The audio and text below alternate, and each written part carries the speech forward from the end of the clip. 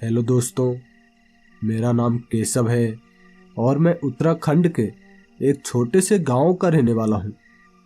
मैं यहाँ अपने दादी जी के साथ में रहता हूं, क्योंकि मेरे माता पिता जी की मौत तब हो गई थी जब मैं सिर्फ 10 साल का था।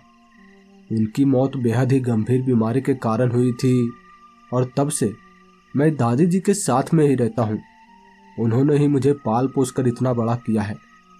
अभी मैं 18 साल का हो चुका हूँ और मैं यहाँ गाय बैल और कुछ बकरियों को चराने का काम करता हूँ। लेकिन ये मेरा असली काम नहीं है। मैं जंगलों में गाय बैल बकरियों को चराने को इसलिए जाता हूँ ताकि मैं उस सदियों की तलाश कर सकूँ। मेरे माता पिता जी की मौत बीमारी के कारण हुई थी और तब से ही मैंने अपने मन में ये ठान लिया था कि मैं चिकित्सा के क्षेत्र में इतना आगे जाऊंगा, बड़ा होकर इतना ज़्यादा ज्ञान प्राप्त करूंगा औषधियों के बारे में कि जिससे किसी मरे हुए व्यक्ति को भी जिंदा किया जा सके। इसलिए मैं औषधियों के बारे में जानकारी देने वाली किताबों को पढ़ता ही रहता हूँ। मैं यहाँ ऐसी जड़ी बूटियों की तलाश भी करता रहता हूँ जिससे किसी भयानक से भयानक बीमारी को भी ठीक किया जा सके। मैंने यजुर्वेद पढ़ रखे हैं, कई सारे चिकित्सा से जुड़ी किताबें पढ़ रखी है और तो और मैंने कुछ ऐसे किताबों को भी पढ़ा है जिसे शापित माना जाता है। मैं उन किताबों को पढ़ा लेकिन मुझे उससे कुछ ज़्यादा नुकसान नहीं हुआ, शायद इसलिए कि मेरे इरादे नेक हैं और मैं इंसानों की भलाई के लिए इस ज्ञान को प्राप्त करना चाहता हूँ। तो ठीक इसी तरह अब मैं नीलाबंती ग्रंथ को पढ़ रहा हूँ जिसमें दुनिया के सभी बीमारियों के इलाज के औषधियों के बारे में जानकारी दी गई है और तो और जानवरों की भाषाएं समझना, उनसे बात कैसे करना है, मुर्दों को जिंदा कैसे करना है, इसके बारे में भी जानकारियां उपलब्ध है। और मैं इस किताब को अब लगभग आधा पढ़ चुका हूँ। जानवरों से बात करना, उसकी भाषाएं समझना मैं अच्छी तरह से सीख चुका हूँ। तभी तो मैं अकेला गांव के सभी गाय बैल बकरियों को लेकर यहाँ जंगलों में चराने के लिए आ जाता हूँ और शाम होने पर उन्हें सही सलामत उनके मालिक के पास पहुँचा देता हूँ। लेकिन एक शाम, वो ठंड के मौसम वाली शाम थी और मैं जब जानवरों को शाम के वक्त चराकर अपने घर वापस लौटा था तब दादी मुझे सूखी हुई रोटियां और अचार को परोसकर कहने लगी थी, बेटा कल हमारे राजा साहब ने सभी ग्रामवासियों को अपने दरबार में बुलाया है, तुम्हें भी कल वहां जाना होगा। मैं दादी से पूछ रहा था कि दादी आखिर ऐसा क्या हो गया है जिस वजह से राजा साहब ने सभी ग्रामवासियों को बुलाया है। तो दादी कहने लगी थी, ये तो मुझे नहीं पता, ये वहां जाकर ही पता चलेगा। दादी की ये बात सुनकर मैं भी चुप हो गया और फिर अपने खाट पर सोने के लिए चला गया। सुबह हुई और सुबह होने के बाद मैं लगभग 9 बजे के करीब राजा के दरबार में पहुंचा था। वहां महाराज के दरबार में पहुंचा और वहां पे सभी गांव वालों की भीड़ लगी हुई थी। मुझे नहीं पता था कि यहाँ पर ऐसा क्या हुआ है, क्या कारण है कि यहाँ पे भीड़ लगी हुई है। लेकिन कुछ ही देर के बाद वहाँ पे सिंहासन लगाया गया। वहाँ पे राजा आए और राजा साहब वहाँ के ग्रामवासियों से कहने लगे थे कि मुझे एक अजीब सी ही बीमारी लग गई है, मेरी हड्डियाँ सड़ रही है, मेरी हड्डियाँ सड़ रही है। और मैंने अब तक कई सारे वैद्य को दिखाया है, कई सारे चिकित्सा विशेषज्ञ को इसके बारे में बताया, लेकिन हर किसी का कहना है कि आपकी ये बीमारी बहुत ही अजीब है, ऐसी बीमारी मैंने आज तक नहीं देखी। आपकी हड्डियां सड़ रही है और इसका इलाज कुछ भी है ही नहीं, इसका इलाज नहीं किया जा सकता। आपकी ये बीमारी आपकी मौत के साथ ही खत्म होगी।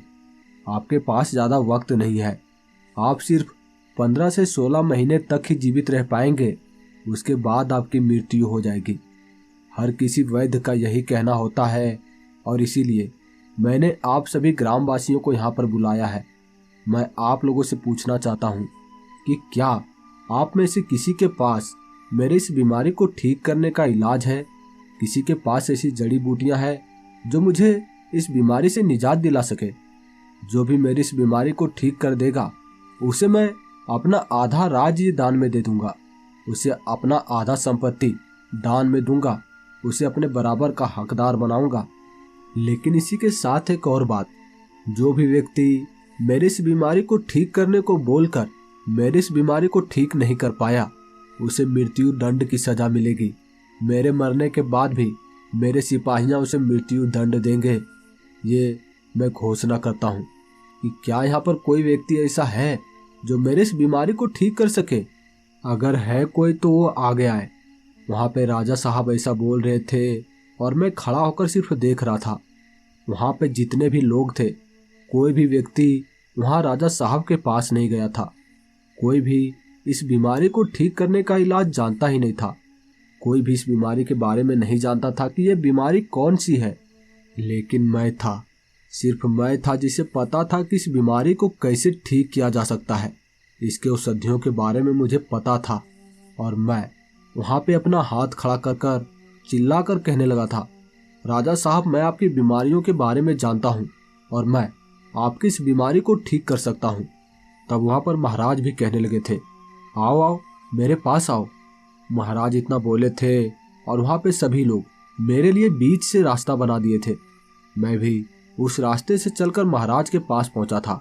उसके बाद मुझे महल के अंदर ले जाया गया, मेरी खातिरदारी की गई। उसके बाद महाराज कहने लगे थे, क्या तुम मेरे इस बीमारी को ठीक कर सकते हो? तो मैं भी कहने लगा था, हाँ कर तो सकता हूँ, लेकिन 1 साल का वक्त लगेगा।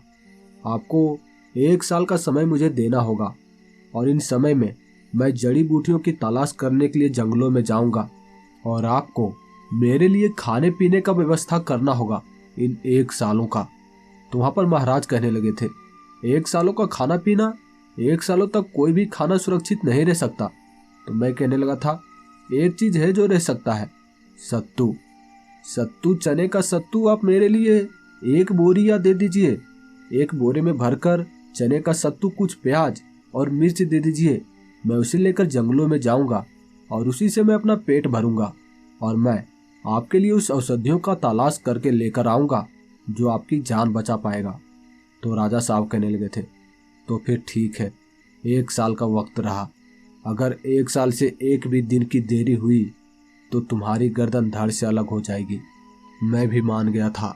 उसके बाद मुझे 1 बोरे में सत्तू, कुछ प्याज, कुछ मिर्च भरकर दे दिया गया और उसे लेकर मैं जंगलों की ओर निकल पड़ा। मैं जंगलों में पहुंचकर एक पेड़ के पास पहुंचा। वहां पर आपने उस बोरे को रखकर उस नीलावंती ग्रंथ को निकाला, क्योंकि मैंने अब तक उस ग्रंथ को पूरा नहीं पढ़ा था और उसी ग्रंथ में वो जानकारी दी गई थी कि किसी भी बीमारी को कैसे ठीक किया जाता है, किसी भी बीमारी को कैसे ठीक करना है। और मैं उस ग्रंथ को पढ़ना चाहता था, क्योंकि मुझे अच्छे से पता है कि आधा अधूरा ज्ञान किसी भी काम में सफलता नहीं दिला सकती। इसलिए मैं वहाँ उस पेड़ के पास बैठकर उस ग्रंथ को पढ़ना शुरू किया था। मुझे उस ग्रंथ को पढ़ने में लगभग 1 महीने का समय लग गया था, क्योंकि सिर्फ उस ग्रंथ को पढ़ना नहीं था, उसे समझना भी था। और मैं उसे 1 महीने में पूरी तरह से पढ़ चुका था। और तब जाकर मुझे एक पहेली मिली थी, एक पहेली जिसमें बताया गया था कि पहाड़ों के बीच रहती है 2 राक्षस बेटियां, जिसके पास एक ऐसी जड़ी बूटी जो किसी भी बीमारी को ठीक कर सकती है, लेकिन उसका खास पता नहीं बताया गया था कि वो कहाँ पर है। मुझे खुद उन पहेलियों को समझकर उन दोनों राक्षस बेटियों की तलाश करना था। वहाँ पे बताया गया था कि आपके इस काम में जानवर मदद करेंगे, आपको जानवरों से बात करनी होगी। और मैं इस नीलावंती ग्रंथ को पढ़कर जानवरों की भाषाएं समझना सीख चुका था, उनसे बात करना जानता था। इसलिए मैं उस पेड़ के पास से उठा, उस बोरे को अपने कंधे पर उठाकर जंगल के घने वाले इलाके की तरफ बढ़ चला। मैं लगातार दिन रात करके चलता ही रहा था। वहाँ पे 3 दिनों तक चला था। मैंने कई सारे पहाड़ियों को पार किया। लगभग 4 से 5 पहाड़ियों को पार करने के बाद मैं ऐसे जंगलों में पहुंचा था जहाँ पे खूंखार जानवर, कई सारे जंगली जानवर जो मुझ पर हमला तो करना चाहते थे, लेकिन मेरे हाथ में उस नीलावंती ग्रंथ को देखकर मुझसे दूर भागने लगते और मैं उसकी आवाज़ में उससे बातें करने की कोशिश करता। मेरी आवाज़ सुनकर वो भी कुछ देर के लिए रुकते, लेकिन मेरी वेशभूषा देखकर वो मेरे पास नहीं आते, लेकिन मैं लगातार उनसे बात करने की कोशिश करता।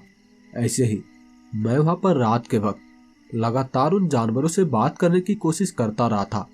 मैं वहाँ पर 2-3 घंटे तक उन जानवरों से बात करने की कोशिश करता रहा और तब जाकर वहाँ पे एक बाघ, एक सांप और एक चिड़िया मेरे पास आया था, लेकिन उसके रंग नीले रंग के थे। मैंने ऐसे जानवर आज तक देखे ही नहीं थे। नीले रंग का बाघ मैंने आज तक कभी देखा ही नहीं। मैं वहाँ उन जानवरों से बात कर रहा था और वो भी मुझसे बातें करने लगे थे।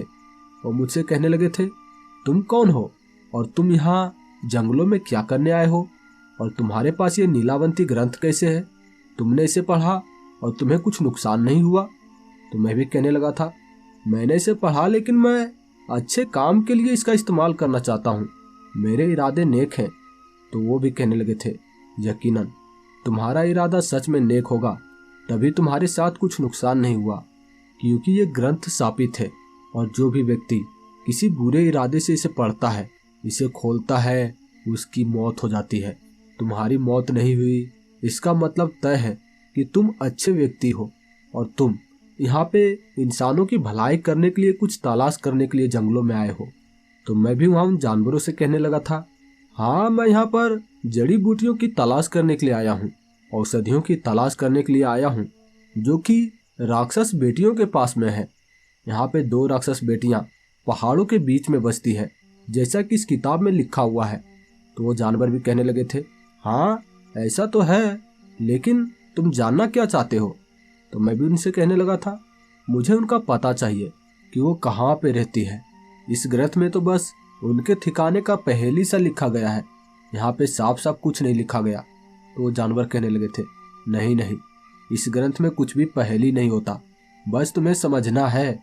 तो मैं भी उनसे कहने लगा था, हाँ पहेली नहीं है तो क्या है, पहाड़ों के बीच में बसती है 2 राक्षस बेटियाँ, लेकिन कहाँ पे? यहाँ पे तो सभी जगह पहाड़ ही पहाड़ है, मैं उन्हें कहाँ पर ढूंढूं? तो वो जानवर कहने लगे थे, तुम इस ग्रंथ को खोलो, इसमें कुछ निशान होंगे, जिस निशान का तुम्हें तलाश करना है। उस निशान को अगर तुम तलाश करने में सक्षम रहे तो तुम उन दोनों राक्षस बेटियों की भी तलाश कर पाओगे। उसकी ये बातें सुनकर मैंने फिर से उस नीलावंती ग्रंथ को खोला और उस ग्रंथ को खोलकर उसी अध्याय में गया था जहाँ पे उन दोनों राक्षस बेटियों के बारे में बताया गया था। वहाँ उस अध्याय के उस पेज के ऊपर वाले हिस्से में मैंने देखा, वहाँ पे एक मछली, एक कछुआ और एक चाबी का निशान बनाया गया था। तब वहाँ पे वो सांप कहने लगा था, यही निशान है, इसी निशान की तलाश करना है तुम्हें।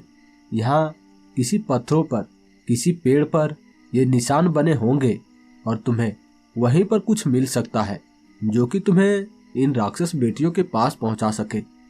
उसकी ये बातें सुनकर मैं भी दंग था। मैं भी कहने लगा था, लेकिन आप सबको ये बातें कैसे पता? तो वहाँ पे वो जानवर भी कहने लगे थे, हम नीलावंती के समय के हैं, मेरी उम्र लगभग हजारों साल है और मैं यहीं इसी जंगल में रहता हूँ। मैं हर किसी को नजर नहीं आता, लेकिन जो नीलावंती ग्रंथ को पूरा पढ़कर आता है उसे ही हम लोग सिर्फ दिखाई देते हैं। तुम नीलावंती ग्रंथ को पूरा पढ़कर आए, इसीलिए तो तुम मुझे देख पाए। मैं भी अब समझ चुका था और मैं उनसे कहने लगा था, तो क्या आप में से किसी को भी ये निशान के बारे में पता है कि ये निशान जंगल में कहाँ बने हुए हैं? तो वहाँ पे वो चिड़िया कहने लगी थी, हाँ मुझे पता है, ये मछली वाला निशान एक पेड़ पर है जो यहाँ से कुछ ही दूरी पर एक तालाब के किनारे बना हुआ है। वो चिड़िया ऐसा बोल रही थी और मैं भी उनसे कहने लगा था, तो फिर मुझे लेकर चलो उस पेड़ के पास। वो चिड़िया भी मान गई थी और मेरे साथ साथ चिड़िया, सांप और वो बाघ तीनों मेरे साथ साथ चलता हुआ उस पेड़ के पास पहुंचे, जहाँ उस पेड़ पर मछली के निशान बनाए गए थे। वहाँ पे मछली के निशान पेड़ों में खोखले की तरह बने हुए थे, जैसे पेड़ों में खोखले होकर मछली के निशान बन गए हो। तो वो चिड़िया कहने लगी थी, देखो यही है मछली के निशान वाले पेड़। और मैं भी देखा था वहाँ पे सच में बिल्कुल वैसा ही निशान जैसा कि इस ग्रंथ में बनाया गया था। मैं उसे देखकर हैरान था, मुझे समझ में नहीं आ रहा था। मुझे ये निशान तो मिल गया था, लेकिन मुझे इस निशान का क्या करना था ये मैं नहीं जानता था।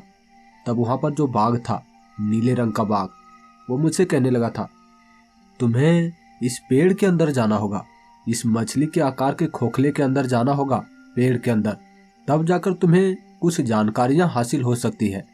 तो मैं भी उसे कहने लगा था, अगर ऐसा है तो मैं जाऊंगा, पेड़ के अंदर भी जाऊंगा।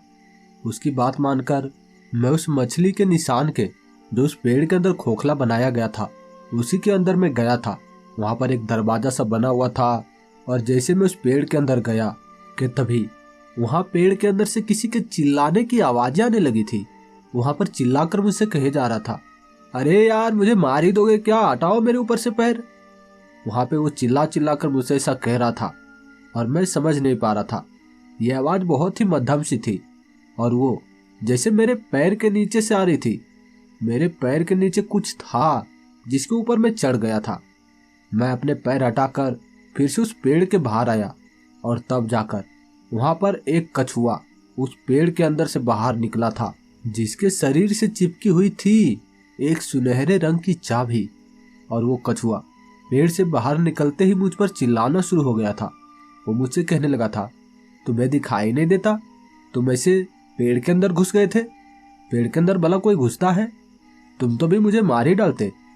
तो मैं भी उससे कहने लगा था, नहीं नहीं, मैं तुम्हें मारने के इरादे से इस पेड़ के अंदर नहीं घुसा था, असल में मैं तुम्हें ही ढूंढ रहा था, मुझे तुमसे ये चाबी चाहिए। तो वो कछुआ कहने लगा था, तुम निकाल पाओगे, निकालने की कोशिश कर लो, निकाल सकते तो निकाल लो। इतना बोलकर वो कछुआ मेरी ओर देखने लगा था और मैं भी उसके शरीर से वो चाबी निकाल ली थी। तब वो कछुआ कहने लगा था, तुमने इतनी आसानी से मेरे शरीर से ये चाबी कैसे निकाल ली, क्या तुमने नीलावंती ग्रंथ को पढ़ रखा है। तो मैं भी उससे कहने लगा था, हाँ पढ़ रखा हूँ, देखो ये मेरे हाथ में है। तो कछुआ कहने लगा था, तभी तुम मेरे शरीर से ये चाबी निकाल पाए, जाओ जाओ, तुम्हारा भी काम हो गया है और मुझे भी अब आराम करने दो। इतना बोलकर वो कछुआ फिर से उसी पेड़ के अंदर घुस गया था। और तब वहां पे वो जो नीले रंग का बाघ था वो मुझसे कहने लगा था, ये सुनहरी चाबी ये कहाँ पे लगेगी, मुझे पता है, इसे कहाँ पर लगाना है। तो मैं भी उनसे पूछने लगा था, कहाँ पर लगेगा बताओ। तो वो बाघ कहने लगा था, यहाँ आसपास देखो, यहाँ पहाड़ों में कोई दरवाजा बना होगा, चमकता हुआ दरवाजा, उसी दरवाजे में इस चाबी को लगाना है। जैसे इस चाबी को उस दरवाजे में लगाओगे तो वो दरवाजा खुल जाएगा और शायद वही हो सकता है उन राक्षस के बेटियों के पास जाने का रास्ता। तो मैं भी वहाँ आसपास पहाड़ों में देखने लगा था। वहाँ पहाड़ों में सच में एक चमकता हुआ दरवाजा बना था जो हमसे थोड़ी ही दूरी पर था। हम भी भागकर वहाँ उस दरवाजे तक पहुँचे। वहाँ जब पहुँचा तो वो बाघ कहने लगा था, अब ये चाबी इस दरवाजे पर लगाओ, इस दरवाजे पर जैसे ही चाबी को लगाओगे ये दरवाजा खुलेगा, पहाड़ों के अंदर जाने का रास्ता खुलेगा। और तब मैंने भी वो चाबी लगाई थी उस दरवाजे पर। वो दरवाजा खुला था और अंदर का नज़ारा बहुत ही हैरान कर देने वाला। उस पहाड़ी के अंदर जैसे एक अलग ही दुनिया बसी हुई थी। वहाँ भी जंगल, पहाड़ी के अंदर भी जंगल, और वो भी बहुत ही हरे भरे। और तब मैं कहने लगा था, चलो अब चलो, इस पहाड़ी के अंदर जाने का वक्त आ गया है। मैं वहाँ बाघ, सांप और उस चिड़िया से उस पहाड़ी के अंदर जाने के लिए कह रहा था, लेकिन उन्होंने साफ साफ मना कर दिया था। उनका कहना था कि हम यहाँ इस पहाड़ी वाली दुनिया में नहीं जा सकते, वो राक्षसों की दुनिया है, वहाँ हम नहीं जा सकते, तुम्हें अकेले ही जाना होगा। इतना बोलकर वो 2 कदम पीछे हट चुके थे और अब मुझे अकेला ही वहाँ राक्षसों की दुनिया में जाना था, जहाँ पे राक्षस की 2 बेटियां रहती है, जिसके पास वो जड़ी बूटी है, औषधि है जो किसी भी बीमारी को ठीक कर सकता है। इसलिए मैं भी अब अकेला उस पहाड़ी के रास्ते वहाँ उस पहाड़ी के अंदर घुसा था। और तब जाकर मुझे पता चला था ये पहाड़ी के अंदर बसा एक अलग ही दुनिया था। वहाँ पे भी आसमान, नीले रंग के आसमान, वहाँ पे भी सूरज, और मैं समझ नहीं पा रहा था ये पहाड़ी के अंदर का दुनिया है या फिर ये अलग ही दुनिया है। मैं समझ नहीं पाया और मैं उन जंगलों में आगे बढ़ता चला गया। वहाँ पे भी कई सारे जानवर मिलते जो मुझे देखकर मारने की कोशिश नहीं कर रहे थे, क्योंकि मैं नीलावंती ग्रंथ को पकड़े अपने हाथ में आगे बढ़े जा रहा था। और तब मैं जैसे ही कुछ दूर आगे बढ़ा था, वहाँ पे सोने के पेड़ आना शुरू हो गए थे। सोने से बना हुआ पेड़, वो चमकते हुए पेड़ जो कि रोशनी छोड़ रहे थे। और मैं अब भी आगे बढ़े जा रहा था, क्योंकि मैं जानता था कि ये हमारा पृथ्वी नहीं हो सकता, ये अलग ही दुनिया है जो इस पहाड़ों के अंदर बसी हुई है, और मैं आगे बढ़े ही जा रहा था। तभी कुछ दूर आगे जाने के बाद एक झील के किनारे वहाँ पे एक हरा सा पेड़ था, और जहाँ पे सोने का वो झूला जो कि उस पेड़ की टहनी में लटकाया गया था, और उस झूले पर बैठी थी एक बेहद ही खूबसूरत लड़की। उसे देखते ही मैं समझ गया था कि ये यकीनन उन राक्षसों की ही बेटी होगी। ये उन दोनों बेटियों में से कोई एक बेटी होगी जो यहाँ इस झूले पर बैठी हुई है। और तब जाकर मैं उसके पास पहुँचा था और उससे बातें करना चाहता था, लेकिन जैसे मैं उसके पास पहुँचा था उसे पता चल गया था कि कोई इंसान यहाँ इस दुनिया में आया है। और तब वो मेरे तरफ पलटी थी और उसका भयानक चेहरा बना था। वो मुझे लगातार घूर रही थी और मुझसे कहने लगी थी, तुम इंसान हो ना? तुम इस दुनिया में कैसे आए और किस इच्छा से आए हो? सच सच बताना। तब मैं भी उससे कहने लगा था कि मुझे वो औषधि चाहिए जिससे कोई भी बीमारी ठीक किया जा सकता है। मेरे ये बात सुनते वो गुस्सा हो गई थी और कहने लगी थी, मेरे पास कोई औषधि नहीं है, यहाँ से चले जाओ वरना मैं तुम्हें जिंदा ही मार डालूंगी। तब मैं भी कहने लगा था, देखो, मैं इंसानों की भलाई करने के लिए इस औषधि को लेने के लिए आया हूँ, और मैंने इस नीलावंती ग्रंथ को भी पढ़ रखा है। तब वो राक्षस की बेटी मुझसे कहने लगी थी, क्या सच में तुमने नीलावंती ग्रंथ को पढ़ रखा है? तो मैं भी कहने लगा था, हाँ, ये देखो मेरे हाथ में है। वो भी मेरे हाथ में उस नीलावंती ग्रंथ को देख रही थी और कह रही थी, मुझे लगता है तुम सच में कोई नेक इंसान हो, तभी तुम इस दुनिया में आ पाए हो, मेरे इस दुनिया में आ पाए हो। लेकिन एक शर्त है, तुम्हें वो औषधि चाहिए तो तुम्हें मुझसे शादी करनी होगी। तुम्हें शादी करनी होगी तभी मैं वो औषधि तुम्हें दे सकती हूँ। यहाँ इस दुनिया में कभी कोई इंसान आता ही नहीं। तुम बहुत सालों के बाद इस दुनिया में आए हो, मेरे इस दुनिया में आए हो, और इसलिए मैं तुमसे शादी करना चाहती हूँ। अगर तुम मुझसे शादी नहीं करोगे तो मैं तुम्हें ये औषधि नहीं दूंगी। भूल जाओ तुम ये औषधि को और वापस लौट जाओ। अगर वापस नहीं लौटे तो भी मैं तुम्हें मार कर खा जाऊंगी। अगर तुम्हें मुझसे शादी करनी है तो अभी बता दो, मैं तुम्हें ये औषधि देने के लिए तैयार हूँ। वो मुझसे ऐसा कह रही थी और मैं भी उसे कहने लगा था, लेकिन मैं तुम्हारे लायक नहीं हूँ। तुम यहाँ रानी की तरह जिंदगी जी रही हो और मैं एक बैल बकरियां चराने वाला, मैं इसी तरह से अपना जीवन यापन करता हूँ। लेकिन वो मुझसे कहने लगी थी, तभी तो मैं तुमसे कह रही हूँ कि तुम मुझसे शादी कर लो। अगर तुम मुझसे शादी करते हो तो तुम्हारी ज़िंदगी बदल जाएगी। तुम्हारे ज़िंदगी में मैं खुशियाँ ही खुशियाँ भर दूंगी। और अगर तुम मुझसे शादी नहीं कर सकते तो भूल जाओ ये औषधि और लौट जाओ अपने घर वापस। वो मुझसे बार बार लगातार ऐसा कहे जा रही थी और मैं भी अब सोचने लगा था कि मेरे पास अब कोई चारा नहीं है, मुझे इससे शादी तो करनी ही होगी। तो मैं भी उससे हंसते हुए कहने लगा था, अच्छा, मैं तुमसे शादी करने के लिए तैयार हूँ, लेकिन तुम अपना नाम तो बताओ, अपने बारे में कुछ बताओ कि तुम यहाँ कौन कौन रहती हो, किसके साथ में रहती हो, तुम्हारे अलावा और भी कितने लोग यहाँ पे रहते हैं। क्या ये राक्षसों की दुनिया में बहुत सारे राक्षस रहते हैं या फिर तुम्हारे ही परिवार के सभी लोग यहाँ पे रहते हैं? तब वो कहने लगी थी, अरे अरे अरे, आराम से, तुम तो मेरे ऊपर सवालों की बारिश ही कर दिए। मैं तुम्हें एक एक करके सभी सवालों का जवाब दूंगी और तुम भी मेरी इस बातों को ध्यान से सुनना। देखो, मेरा नाम दमयंती है और मैं यहाँ पे अपने पिताजी और एक छोटी बहन के साथ में रहती हूँ। यहाँ इस दुनिया में हम 3 ही लोग रहते हैं जो यहाँ इस दुनिया में हैं, और मैं यहाँ उस पहाड़ी पर रहती हूँ। वो जो सामने गुफा दिख रहा है ना, मैं उसी गुफा के अंदर रहती हूँ। तुम्हें क्या लगता है कि मैं महलों में रहती हूँ? मैं महल बना सकती हूँ, लेकिन मुझे महल से ज़्यादा पसंद ये गुफा ही है, जिसमें रहने में मुझे एक अलग सा ही आनंद मिलता है। पहाड़ों की गुफाओं में रहना क्या सुकून भरा जिंदगी होता है। उसके बाद वो कहने लगी थी, देखो, मेरे पास औषधि है और वो औषधि मेरे पास सिर्फ आधा ही है, आधा औषधि, और तुम उस आधे औषधि का यूज करके किसी भी बीमारी को ठीक नहीं कर सकते। तुम्हें किसी भी बीमारी को ठीक करने के लिए उस औषधि का पूरा भाग चाहिए, और आधे औषधि जो कि मेरे पास हैं और आधा औषधि मेरे बहन के पास है, जो मैं तुम्हें दिला सकती हूँ। लेकिन उससे पहले तुम्हें मुझसे शादी करनी होगी। मैं भी कह रहा था, हाँ हम बातें कर रहे हैं ना, ऐसे ही बातें करते करते मैं भी तुम्हें पसंद आ जाऊंगा और तुम भी मुझे पसंद आने लगोगी, फिर हम दोनों जाकर शादी कर लेंगे आपस में। तो कहने लगी थी, हाँ तो मैं भी कहाँ तुम्हें ज़बरदस्ती कर रही हूँ कि तुम अभी ही चलो मेरे साथ शादी करो।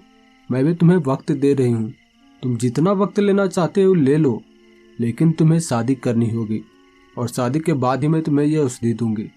फिर इसी तरह से बातें करते हुए शाम हो चली थी और उसके बाद वो कहने लगी थी, चलो मैं तुम्हें घुमाती हूँ ये दुनिया को और दिखाती हूँ कि यहाँ पे कैसे कैसे चीज़ें हैं, कौन कौन सी चीज़ें हैं, कैसे कैसे पेड़ पौधे हैं। उसके बाद वो अपने साथ लेकर मुझे वहाँ अपनी दुनिया को घुमाने के लिए निकल पड़ी थी। वो मेरे हाथ को पकड़कर उड़ रही थी। उसके पंख नहीं थे, लेकिन फिर भी उसने बस चुटकी बजाई थी और हम उड़ने लगे थे। और फिर इसी तरह वो मुझे आसमान में उड़ाकर एक ऐसी जगह पर लेकर गई थी जहाँ पर झरने बह रहे थे। वो झरने का पानी चमक रहे थे जो कि नीले रंग का था, और वहाँ पे बड़ी बड़ी मछलियाँ जो कि उस झरने से उछल रहे थे। वहाँ जैसे ही दमयंती पहुँची थी और मैं भी वहाँ पर पहुँचा था, तो वहाँ पे जानवरों का जैसे भीड़ सा लगना शुरू हो गया था। वहाँ पे सभी जानवर दमयंती के पास आ रहे थे। वहाँ पे कई सारे हिरन और भी कई सारे जानवर जैसे उसके पास आकर उसके पैरों को छूने लगे थे, और मुझे लग रहा था कि कहीं ये इन जानवरों को खा ना जाए। तभी वो उस जानवर के शरीर पर अपने हाथ को फेरते हुए कहने लगी थी, मुझे इन जानवरों से लगाव है। भले ही मैं राक्षस प्रजाति से हूँ, लेकिन मैं कभी भी जानवरों को नुकसान नहीं पहुँचाती। कभी भी अपने भूख मिटाने के लिए ऐसे मासूम जानवरों का इस्तेमाल नहीं करती। मुझे जब भी भूख लगता है, यहाँ पे फल हैं और भी कुछ खाने के सामान हैं जिससे मैं खाकर अपने पेट को भरती हूँ। लेकिन मेरे पिताजी क्रूर हैं, उससे तुम्हें भी बचकर रहना होगा। अगर उन्होंने तुम्हें यहाँ देख लिया तो वो तुम्हें भी नहीं छोड़ेंगे, तुम्हें भी वो खा जाएंगे। वो मुझसे ऐसा कह रही थी और मैं भी डरा हुआ था। मैं उसे कहने लगा था, तो तुम्हारे पिताजी कहाँ हैं? जब से मैं यहाँ पर आया हूँ तब से मैं तुम्हारे पिताजी को कहीं देख ही नहीं पाया, सिर्फ तुमसे ही बातें किए जा रहा हूँ। मेरी इस बात को सुनकर वो अपनी जगह से उठ खड़ी हुई और मेरे हाथों को पकड़कर आसमान में उड़ाते हुए एक पहाड़ की चोटी पर लेकर गई। उसके बाद वहीं उसी पहाड़ की चोटी पर एक बड़े से पत्थर के ऊपर हम दोनों बैठ गए और दोनों आपस में बातें करने लगे। वहाँ पे अंधेरा हो चला था और थोड़ा थोड़ा धुंध भी जैसे उन पहाड़ों पर छाना शुरू हो गया था। वहाँ पहाड़ी के ऊपर से नीचे देखने में बिल्कुल बादल ही बादल जो हमें दिखाई पड़ रहे थे। और तब मैं उससे पूछ रहा था कि ये बादल, यहाँ पे भी बादल होते हैं? तो वो कहने लगी थी, हाँ हमारी इस दुनिया में भी बादल हैं और हम इतने ऊंचाई पर हैं, इसीलिए हमें नीचे बादल दिखाई पड़ रहे हैं। वो मुझसे ऐसा कह रही थी और मैं उससे पूछने लगा था, लेकिन तुमने वो बात तो मुझे बताई नहीं कि तुम्हारे पिताजी कहाँ पर हैं। तब वो कहने लगी थी, देखो मेरे पिताजी आज मेरी दूसरी बहन के पास गए हुए हैं, क्योंकि हम दोनों में कभी बनती नहीं थी। जब हम छोटे थे तब हम दोनों में बनती नहीं थी और तब से ही हम दोनों अलग अलग जगहों पर रहने लगे। हम दोनों अलग अलग पहाड़ियों पर रहने लगे और इसलिए पिताजी को भी चिंता रहती थी कि एक बेटी हमारे यहाँ पर हैं और एक बेटी दूसरी जगह पर है, मैं किसके पास रहूँ, क्योंकि उन्हें भी तो देखभाल करनी पड़ती थी। और इसीलिए तब से ही मेरे पिताजी एक दिन मेरे पास रहा करते और एक दिन मेरी दूसरी बहन के पास रहा करते। तो मैं उससे कहने लगा था, लेकिन तुम्हारे बीच तो बचपन में नहीं बनती थी, लेकिन अब तुम दोनों बहनें तो बड़ी हो चुकी हो, अब तो साथ में रह सकती हो। तब वो कहने लगी थी, नहीं नहीं, उसे महलों में रहना पसंद है और मुझे यहाँ इन गुफाओं में, इसीलिए मैं नहीं रहती उसके साथ में। चलो मैं तुम्हें दिखाती हूँ कि मेरी बहन कहाँ पे रहती है। उसके बाद वो फिर से मेरे हाथों को पकड़कर उड़ते हुए अपने गुफाओं के अंदर लेकर गई जहाँ पर वो रहा करती थी। गुफाओं के अंदर बहुत सारे हीरे जवाहरात जड़े हुए जो कि चमक रहे थे। वहाँ गुफाओं के अंदर रोशनी ही रोशनी। पहले तो मुझे लग रहा था कि शायद यहाँ इन गुफाओं में अंधेरा होगा, क्योंकि गुफाओं के अंदर भला रोशनी कहाँ से आ सकती है। या फिर मशाल जलाए होंगे, लेकिन नहीं, वहाँ गुफाओं के अंदर हीरे जड़े हुए थे जो कि रोशनियाँ छोड़ रहे थे। मुझे नहीं पता कि ये हीरे चमक कैसे रहे थे अंधेरे में भी, और वो वहाँ पर लेकर गई थी और गुफाओं के पीछे वाले रास्ते से वहाँ उस पहाड़ी के दूसरी तरफ निकलकर वो मुझे रास्ता दिखाने लगी थी। वहाँ पहाड़ी के दूसरी तरफ से आसमान में एक रास्ता बना हुआ था, वो पतला सा रास्ता जो कि दूसरी पहाड़ियों से जुड़ा हुआ था। वहाँ सामने वाली पहाड़ियों से आसमान के जरिए वो रास्ता जुड़ा हुआ था जो कि एक पहाड़ी से दूसरी पहाड़ी तक जाने का था। और वो कहने लगी थी, देखो इसी रास्ते से मेरे पिताजी आया जाया करते हैं। देखो वहाँ सामने उस पहाड़ी पर वो जो महल दिख रहे हैं ना, सोने का महल, उसी महल में रहती है मेरी बहन जिसका नाम है माया, और वो उसी महल में है। और आज मेरे पिताजी वहीं पर गए हुए हैं। वो मुझसे ऐसा कह रही थी, और वहाँ चलने वाली वो ठंडी सी हवाएं जैसे हमारे शरीर में एक सिहरन सी पैदा करने लगी थी। तब वो कहने लगी थी, रात काफ़ी ज़्यादा हो गई है, चलो अब हमें आराम करना चाहिए, हमें सोना चाहिए। तब मैं भी कह रहा था, मैं यहीं सो जाता हूँ, यहीं पहाड़ों पे। तो वो कहने लगी थी, नहीं नहीं, तुम्हें पहाड़ों पर सोने की ज़रूरत नहीं है। यहाँ पे मैं अपनी शक्तियों से 2 बेड लगा देती हूँ, तुम एक बेड पर सो जाना और एक बेड पर मैं सो जाऊँगी। मैं भी उसकी ओर देख रहा था। मुझे लगा था कि वो मुझसे शादी करना चाहती है, इसलिए हो सकता है कहीं वो मुझसे ज़बरदस्ती या फिर कुछ ऐसा गलत न करने की सोचे, लेकिन नहीं, उसके इरादे तो बहुत अच्छे थे। और वो मेरे लिए अपनी शक्तियों से वहाँ पे बेड ले आई थी, वहाँ पे बिस्तर लगा दिया था और कहने लगी थी, खाना खाया है तुमने? खाना खा लो।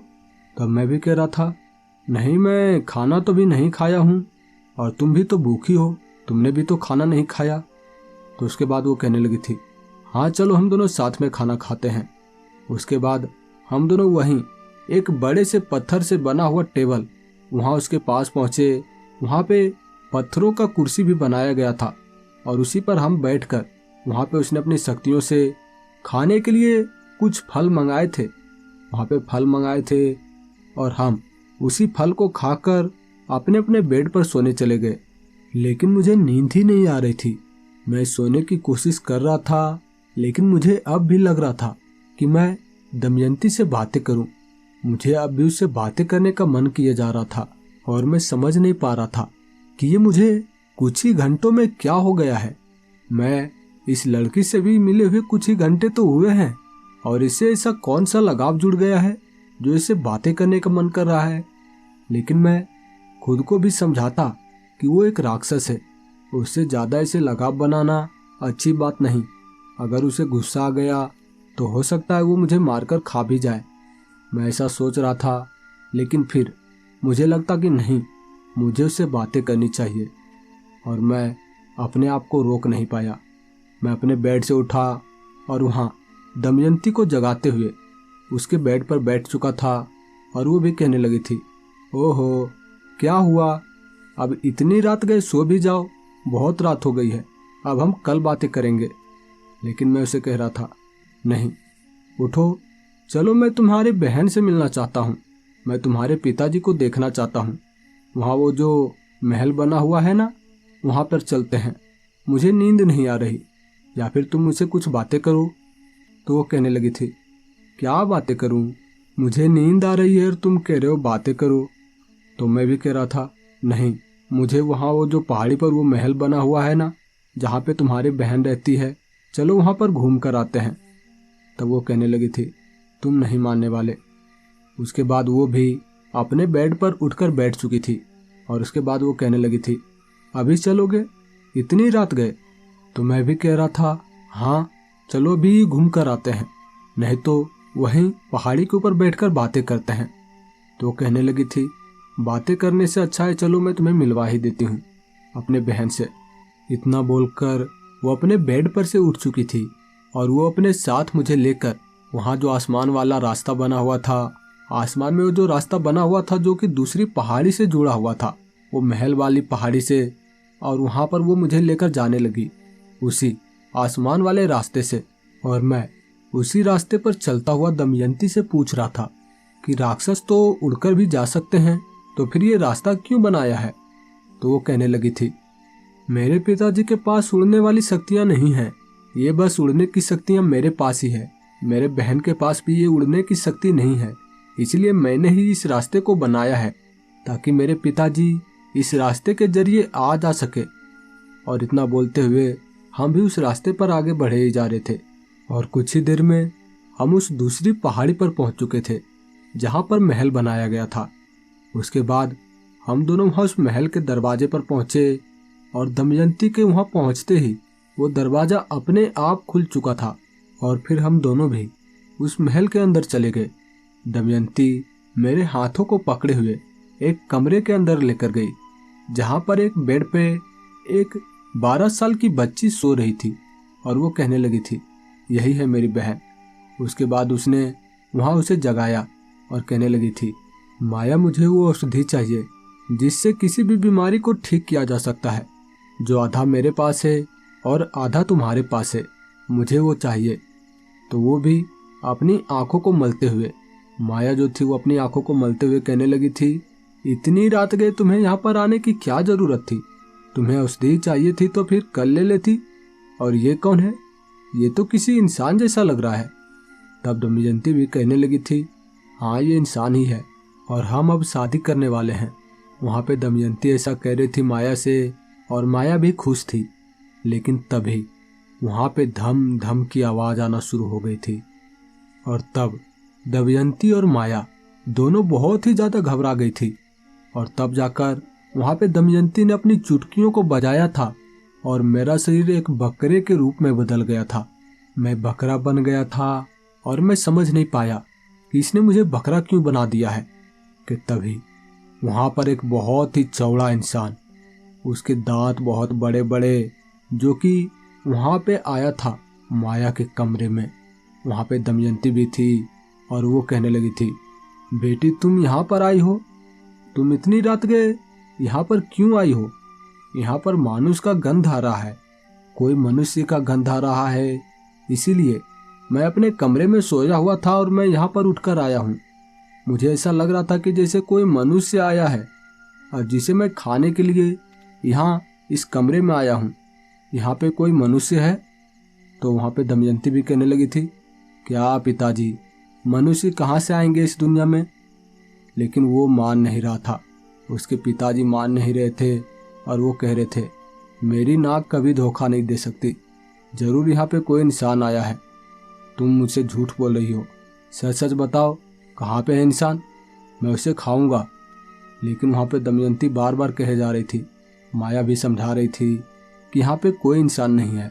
लेकिन उसके पिताजी मान नहीं रहे थे और उनकी नज़र मेरे ऊपर पड़ ही गई और वो कहने लगे थे, यहाँ पे ये बकरा कहाँ से आया, तुमने अपने साथ बकरे को लेकर आया है। वो दमयंती से पूछ रहे थे और दमयंती भी कहने लगी थी, हाँ मैं इस बकरे को लेकर आई हूँ। लेकिन वहाँ पे दमयंती की बात सुनते ही वो राक्षस बहुत ज़्यादा खुश, वो जो उसके पिता थे वो बहुत ज़्यादा खुश थे और वो कहने लगे थे, शाबाश बेटी, तुम बहुत अच्छा काम की हो इस बकरे को यहाँ पर लाकर। मुझे बहुत ज़्यादा भूख लगा था और मैं खाना खाने का सोच ही रहा था, लेकिन मुझे ये खाना पसंद ही नहीं आ रहा था, मुझे कोई जानवर खाने का मन कर रहा था और तुम यहाँ पे रात में ये बकरा लेकर आ गई। बहुत अच्छे, दो मुझे ये बकरा, मुझे दे दो, मैं इसे खाऊंगा, इसके खून पी जाऊंगा और तब जाकर मुझे थोड़ा शांति मिलेगी, मेरा पेट भरेगा और तब जाकर मैं सो पाऊंगा। वहाँ पे वो राक्षस ऐसा कह रहा था और दमयंती कह रही थी, नहीं नहीं, मैं ये बकरा आपको नहीं दे सकती, आपको खाना है तो जाइए बाहर, किसी जानवर को पकड़कर खा लीजिए मारकर उसे। लेकिन वो राक्षस मान नहीं रहा था, वो कह रहा था, मुझे इसी बकरे को खाना है, ये बकरा बहुत ज़्यादा मोटा ताज़ा लग रहा है, दो मुझे ये बकरा। और तब जाकर दमयंती उसे कहने लगी थी, पिताजी ये कोई बकरा नहीं है, ये इंसान है। उसने फिर से अपनी चुटकी बजाई थी और मैं एक इंसान में बदल गया था और वो राक्षस मुझे देखकर बहुत ज़्यादा हैरान, वो कहने लगी थी, इंसान इस दुनिया में आ गए, मैंने पहले ही कहा था कि यहाँ पे ज़रूर कोई इंसान आया है, बताओ ये इंसान को तुम यहाँ पर क्यों लेकर आई हो, तुम्हें इसे मारकर खा जाना चाहिए था। लेकिन कोई बात नहीं, तुमने इसे नहीं खाया तो इसे मेरे हवाले कर दो, इस इंसान को मुझे सौंप दो, मैं इसे खा जाऊंगा। वो राक्षस ऐसा कह रहा था और दमयंती कहने लगी थी, मैं इसे आपको खिलाने के लिए नहीं लेकर आई हूँ, मैं इसे शादी करने वाली हूँ, मैं इसे शादी करना चाहती हूँ।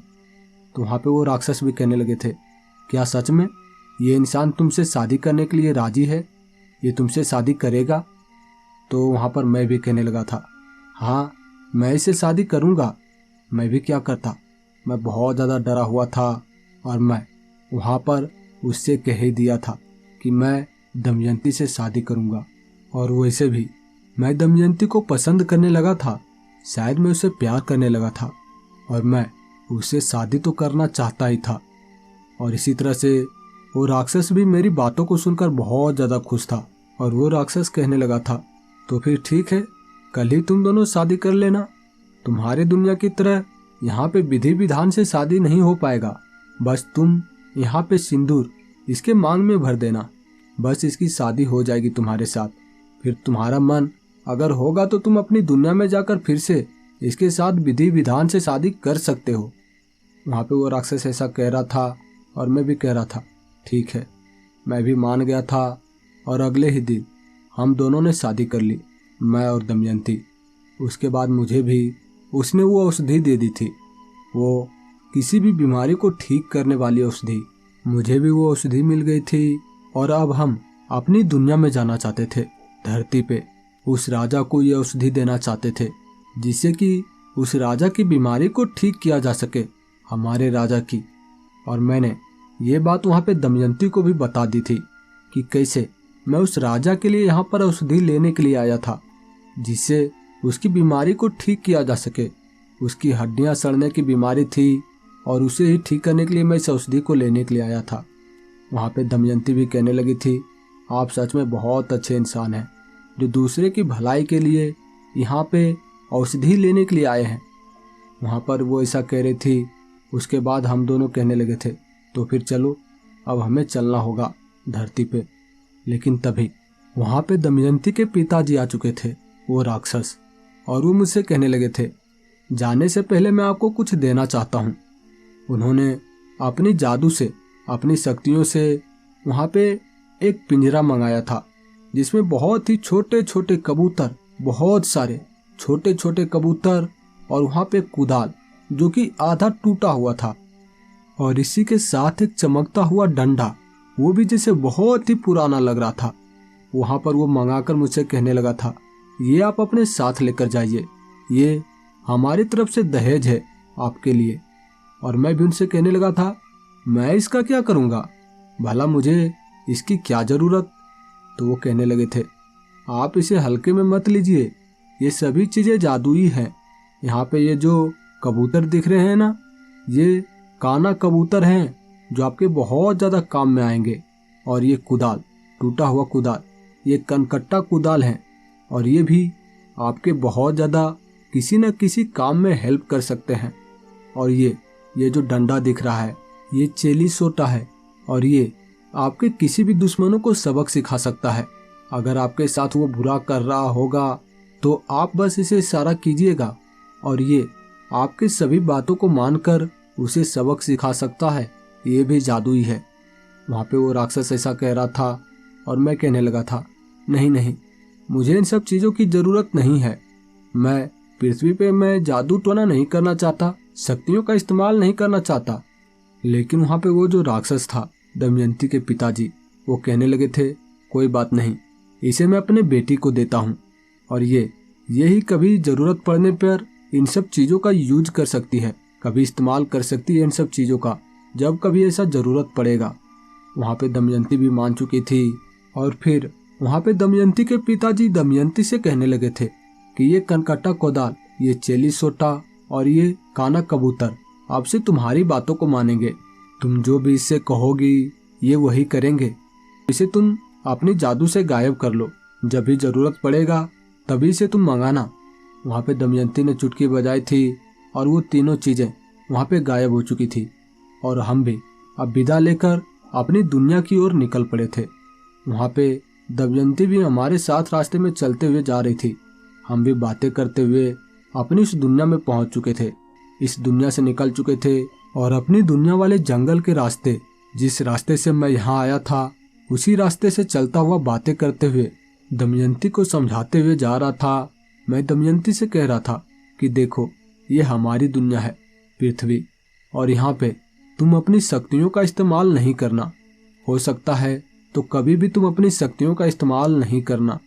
वहाँ पे दमयंती भी कह रही थी, ठीक है, मैं कभी भी अपनी शक्तियों का इस्तेमाल नहीं करूँगी, लेकिन कभी जब बुराई कोई व्यक्ति करेगा, जब कोई हमें सताएगा बिना मतलब के, तब मैं अपनी शक्तियों का इस्तेमाल किया करूँगी। मैं भी कह रहा था, नहीं, तुम्हें अपनी शक्तियों का इस्तेमाल क्यों करना है? यहाँ पे हम बिना शक्तियों के भी अपने जीवन को यापन कर सकते हैं। तो दमयंती भी मान चुकी थी और उसके बाद इसी तरह से हम दोनों घर पहुँचे। दादी भी हमें देखकर बहुत ज़्यादा हैरान। वो कहने लगी थी, ये लड़की कौन है और इसे तुमने कहाँ से लेकर आया है? तो दादी को भी हमने सारी सच्चाई बताई और दादी भी खुश थी, क्योंकि दमयंती सच में बहुत ज़्यादा सुंदर थी। और वो कहने लगी थी कि मैं इतनी अच्छी बहू ढूंढ कर भी तुम्हारे लिए नहीं ढूंढ पाती, क्योंकि ये बहुत ज़्यादा सुंदर है।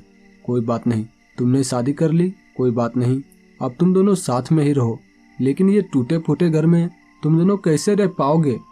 तब वहाँ पे दमयंती कहने लगी थी, मैं रह लूँगी। उसके बाद मैं उस औषधि को लेकर उस राजा के पास पहुँचा था।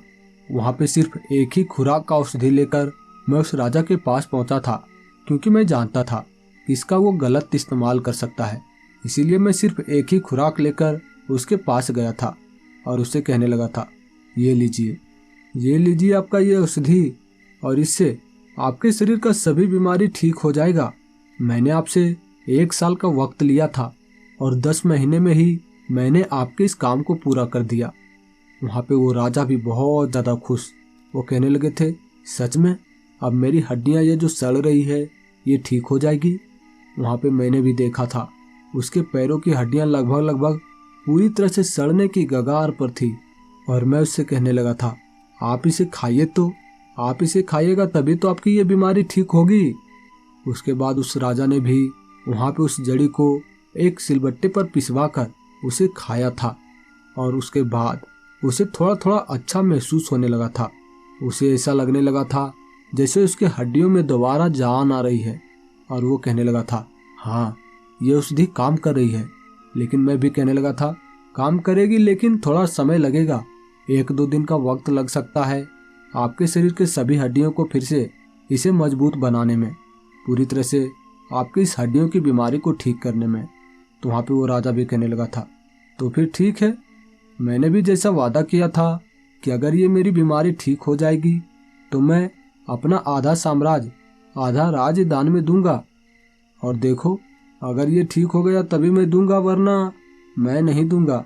मैं नहीं देने वाला तुम्हें अपना आधा राज, अपना आधा संपत्ति। वहाँ पे वो राजा ऐसा कह रहा था और मैं भी कह रहा था, कोई बात नहीं, आपकी अगर इच्छा हो तभी देना। मुझे आपके धन संपत्ति की लालच नहीं है। मैं आपकी इस बीमारी को ठीक करने के लिए, आपकी भलाई के लिए ही इस औषधि को लाया है, बस आप इतना ही समझिए। उसके बाद मैं भी उनसे विदा लिया था और मैं अपने घर पहुंचा था। वहाँ पे दमयंती भी मुझसे बातें करने लगी थी। वो कहने लगी थी, दे दिए उस राजा को औषधि, उनकी बीमारी ठीक हुई? तो मैं भी उनसे कहने लगा था, नहीं, उन्हें थोड़ा थोड़ा अच्छा महसूस हो रहा था, 1-2 दिन में उनकी बीमारी ठीक हो जाएगी। औषधि ऐसे तुरंत थोड़ी ना काम करती है। तो नीलावंती कह रही थी, हाँ ये तो सही है, 1-2 दिन में उनकी बीमारी ठीक हो जाएगी पूरी तरह से। उसके बाद वो कहने लगी थी, लेकिन पता नहीं क्यों मुझे वो राजा लालची लग रहा है।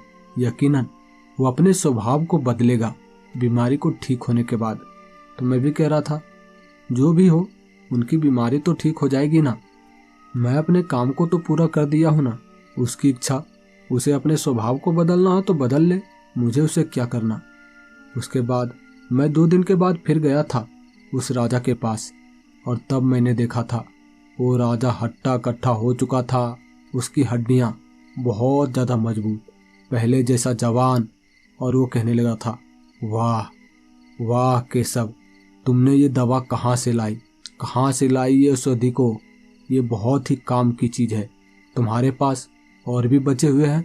मैं कहने लगा था, नहीं नहीं, आप मेरे पास नहीं हैं, मैं बस इतना ही लाया था और जो मैंने आपको दे दिया है। वहाँ पे वो राजा कह रहे थे, कोई बात नहीं, तुमने बहुत अच्छा काम किया है। मेरे शरीर को देखो, मैं बिल्कुल मरने की कगार पर था और अब मैं जवान हो चुका हूँ। उसके बाद जैसे उसके स्वभाव बदलने लगे थे, वो मेरी ओर गुस्से से देखकर कहने लगे थे, मैं तुम्हें आधा साम्राज्य तो दूंगा, लेकिन उससे पहले 2-3 काम और करने होंगे मेरे। तुम्हें 2-3 काम और करने होंगे, तभी मैं अपना आधा साम्राज्य तुम्हें दूंगा। तो मैं भी कहने लगा था, कौन से काम करने हैं बताइए। तो उसके बाद वो कहने लगे थे, तुम्हें मेरे लिए यहाँ पास की पहाड़ियों पे एक तालाब खुदवानी है, तालाब जिसमें पानी बहुत ही साफ होना चाहिए। मैं उसमें नहाने के लिए जाऊंगा प्रत्येक दिन। और तब मैं उसे कहने लगा था, पहाड़ों पे तालाब। मैं इतना बोला ही था कि तभी वो कहने लगे थे, अभी सिर्फ तालाब खोदना ही नहीं है, अभी और भी काम है, पूरा सुनो। उसके बाद वो कहने लगे थे, यहाँ पे तुम्हें तालाब खोदना है पहाड़ों पर। उसके बाद तुम्हें मादा बाघ का, फीमेल बाघ जो होता है, उसका तुम्हें दूध लाना होगा मेरे लिए। और आखिरी काम यह है कि मैंने यहाँ अपने खेतों में सरसों के कुछ बीज को बुनवा दिया है। मैंने उसे माप कर बुनवाया है, वहाँ पे तौल कर उसे बुनवाया है। और तुम्हें सभी बीजों को चुन कर लाना होगा, सभी सरसों को चुन कर लाना होगा। और ध्यान रखना, सरसों कम नहीं होना चाहिए, वो बीज कम नहीं होना चाहिए। अगर कम हुआ तो तुम्हें ये राज्य नहीं मिलेंगे, आधा राज्य, आधा साम्राज्य नहीं मिलेंगे, भूल जाना। वहाँ पे वो राजा ऐसा बोल रहा था और मैं भी कह रहा था, ठीक है, मैं आपके सभी कामों को कर दूंगा। मैंने उस राजा से ऐसा बोल तो दिया था, लेकिन मुझे समझ नहीं आ रहा था कि मैं कैसे इन सब कामों को कर पाऊंगा। उसके बाद मैं अपने घर पहुंचा और सारी बातें मैंने दमयंती को बताई। वो भी हंसते हुए कहने लगी थी, बस इतनी सी बात, बस आप इतनी सी बात के लिए इतना ज़्यादा चिंतित हैं, चिंता मत कीजिए। इतना बोलकर उसने अपनी चुटकी को बजाया था और वहाँ पे वो कबूतर आ गए थे जो पिंजरे में बंद थे, छोटे छोटे कबूतर, वो टूटा हुआ कुदाल और वो डंडा। और फिर वो कहने लगी थी, ये सारे काम तो ये तीनों चीज ही कर देंगे, आपको कुछ भी चिंता करने की जरूरत नहीं है। उसके बाद पिंजरे से उसने सारे कबूतर को आज़ाद करते हुए कहा कि जाओ, वहाँ पे जो राजा के खेत में सरसों को बुना गया है, सभी सरसों को चुनकर तुम्हें जमा करना है। उसके बाद उस टूटे हुए कुदाल से कहा था कि जाओ, तुम्हें पहाड़ी पर एक तालाब खोदनी है।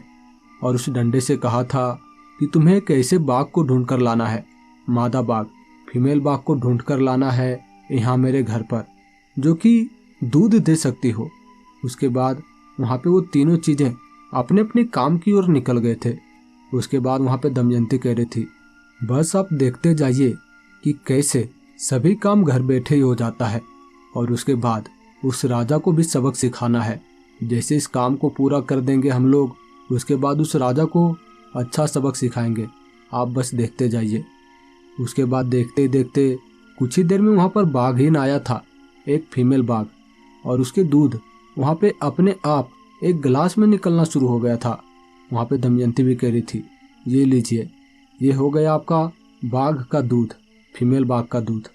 और फिर कुछ ही देर में वहाँ पे कबूतर भी आ गए थे, जो कि सारे सरसों को चुनकर एक थैले में कर कर यहाँ पर लेकर आए थे। उसके बाद कुछ ही देर के बाद फिर से वो कुदाल भी आया, और वो कुदाल भी वहाँ पर बोल रहा था, वहाँ पे वो भी बातें कर रहा था। और वो दमयंती से कह रहा था, मैंने पहाड़ों पर तालाब की खुदाई कर दी है, आप जाकर देख सकते हैं। उसके बाद मैं भी कहने लगा था, तो सब काम तो हो गया है, अब मैं राजा के पास कल जाऊंगा, क्योंकि शाम होने वाली है और रात के समय राजा के पास जाकर कोई फायदा नहीं, कल ही जाऊंगा। तब दमयंती कहने लगी थी, तो राजा को आज सबक सिखा देते हैं। उसके बाद उसने चुटकी बजाई थी और वहाँ पर एक काला साया आया था, काला साया, जो कि बहुत ही भयानक सा लग रहा था, वो धुएं के आकार जैसा था। और उसने कहा था कि जाओ, राजा को सबक सिखाना है, उसकी अकल ठिकाने आ जाए, बस इतना ही परेशान करना, उसे जान से मारने की जरूरत नहीं है, बस उसे परेशान करना है। इतना बोला ही था दमयंती ने, और वहाँ पे वो जो काला साया था वो गायब हो गया था। और मैं दमयंती से कहने लगा था, अरे ये तुम क्या कर रही हो, मैंने तुमसे पहले ही कहा था ना कि तुम्हें अपनी शक्तियों का इस्तेमाल नहीं करना है यहाँ पे। लेकिन वो कह रही थी, लेकिन मैं भी तो कही थी ना कि जब कोई बुरा व्यक्ति होगा जो बुराई का काम करेगा, उसे सबक सिखाने के लिए मैं अपनी शक्तियों का इस्तेमाल करूंगी। दमयंती मुझसे ऐसा कह रही थी और मैं भी उससे कुछ बोल नहीं पाया। फिर इसी तरह से सुबह हुई और सुबह के वक्त मैं सभी चीज़ों को लेकर वहाँ राजा के दरबार में पहुँचा। वहाँ पहुँचते ही राजा मुझे देखकर डरा हुआ था। वो डरते हुए कहने लगा था, भाई आजा आजा, ले ले तू अपना आधा साम्राज्य ले ले, मैं सभी चीज़ें तुम्हारे नाम करने के लिए तैयार हूँ। मैं सोने जवाहरात अपने ये महल तुम्हें देने के लिए तैयार हूँ। मैं दूसरे महल में रह लूँगा। वो बहुत ज़्यादा डरा हुआ था और मैं भी उसे कहने लगा था, मुझे आपकी आधा संपत्ति की ज़रूरत नहीं है, आप ही रहिए, लेकिन आप ऐसे किसी को परेशान मत कीजिएगा। मुझे आपके किसी भी संपत्ति की लालच नहीं है, धन दौलत की लालच नहीं है। इतना बोलकर मैं उस राजा के दरबार से अपने घर वापस लौट आया था और मैंने सारी बात दमयंती को बताई थी। वो भी खुश थी। वो कहने लगी थी, कोई बात नहीं, हम लोग वहाँ ये जो पहाड़ी वाला है ना एरिया, वहाँ पहाड़ी के ऊपर एक बहुत ही सुंदर सा महल बनाएंगे और वहीं हम अपने परिवार के साथ में रहेंगे। और फिर इसी तरह वहाँ पे दमयंती ने अपनी शक्तियों से एक बेहद ही सुंदर महल को बनाया था। वहाँ पे कुछ दिनों में धीरे धीरे करके उसने महल को बनाया था, क्योंकि अचानक ऐसे अगर जो महल को बनाया जाता तो वहाँ पे सभी को शक होता कि एक ही दिन में भला महल कैसे तैयार हो गया। तो फिर इसी तरह वहाँ पे कुछ ही दिनों में महल पूरी तरह से तैयार हो चुका था और अब मैं, मेरी बीबी दमयंती और मेरी दादी, हम तीनों उसी महल में रहते हैं। लेकिन मैं कभी कभी दमयंती से पूछता हूँ कि तुम्हें तो महल पसंद नहीं थे ना, तुम तो महलों में रहना पसंद नहीं करती थी, तुम गुफाओं में रहती थी, लेकिन तुम अब महल में कैसे रहती हो। तब दमयंती भी हंसते हुए कहती है, मुझे अपने ही बारे में थोड़ी ना सोचना है, हमारे भी तो परिवार हैं, आप हैं, दादी जी हैं। सिर्फ मैं अपने बारे में ही सोचती तो फिर तो स्वार्थ होता ना। इसीलिए मैं आप लोगों की खुशी में ही अपनी खुशी को समझती हूँ और मैं आपके साथ इस महल में रह रही हूँ। वहाँ पे वो ऐसे ही अच्छी अच्छी बातें मुझसे अब किया करती है और अब हम भी इसी महल में रहते हैं।